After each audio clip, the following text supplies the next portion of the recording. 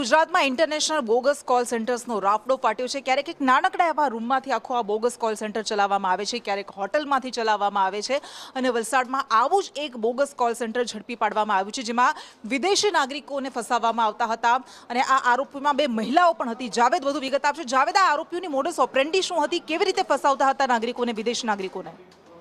જી, આ call centre જે છે એ વલસાડના ભીલાડ એટલે કે મહારાષ્ટ્ર ગુજરાતની બોર્ડર પર ભીલાડ ગામથી હોટલમાં હાઈવે ઉપર ચાલતું હતું અને જ્યાં વિદેશી નાગરિકોની સાથે છેતરપિંડી, લોભામણી સ્કીમો આપીને લાલચ આપી અને એમને છેતરવામાં આવતા હતા। જો કે કોમ્પ્યુટર સહિત દસ્તાવેજો, ઇન્ટરનેટ, બ્રોડબેન્ડથી લઈને તમામ જે ચીજ વસ્તુઓ પોલીસે કબજે કરી છે। આઈજી ક્રાઇમની ટીમ દ્વારા જે છે આ કાર્યવાહી કરવામાં આવી હતી।